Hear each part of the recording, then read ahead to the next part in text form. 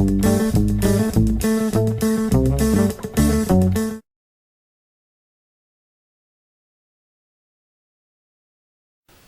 bonjour, bienvenue sur Coco TV pour une nouvelle présentation.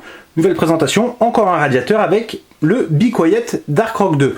C'est une modification en 140 mm du Dark-Rock Advance C1. Donc ici, on enlève le petit Advance et on passe directement en 2. Pour le gros modèle en double 140, c'est le Dark-Rock Pro 2.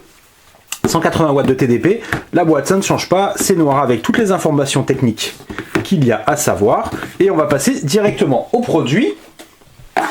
On le met là, mais juste avant, les accessoires. Donc la petite boîte avec tout ce qu'il faut, backplate, pâte thermique en tube, une jolie clé pour installer toute la visserie, les pattes de fixation, des vis, pattes de fixation et encore des vis. On passe directement au radiateur, donc le voici.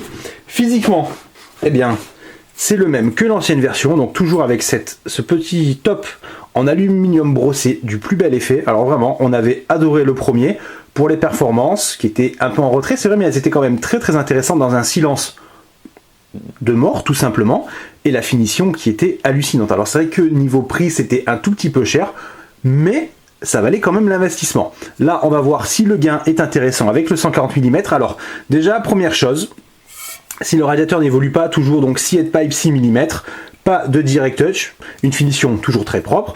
Alors le changement, pardon, j'y arrive, c'est qu'avant sur le ventilateur de 120 nous avions une large bande en caoutchouc qui venait attraper le ventilateur. Sur les forums on a eu pas mal de retours comme quoi ça cassait, nous on n'a pas eu de problème malgré plusieurs installations et démontages du ventilateur.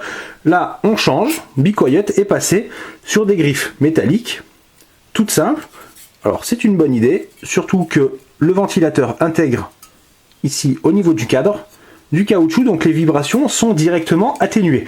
Donc ventilateur de 140 mm, en hauteur, pardon la hauteur c'est ici, on ne perd pas grand chose, on peut le constater, le ventilateur arrive à peu près au niveau des bouchons, et si jamais on veut plus de hauteur pour le radiateur, ben tout simplement on décale le ventilateur quitte à perdre 1 ou 2 petits degrés grand maximum.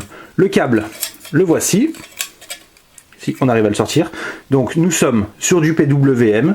C'est gainé, c'est court. Pour les vitesses, je regarde sur la boîte et nous sommes, donc c'est un Silent Wings PWM. Nous sommes sur du 1300 tours par minute. Je n'ai pas le minimum indiqué. Donc on verra lors du test à combien il descend. Le test, il va arriver très rapidement. Bien entendu, toujours sur le 980X, histoire de faire chauffer, et surtout avec de l'overclock pour voir si il tient bien. On vous souhaite une bonne journée à tous et de bonnes vacances si vous y êtes. Au revoir!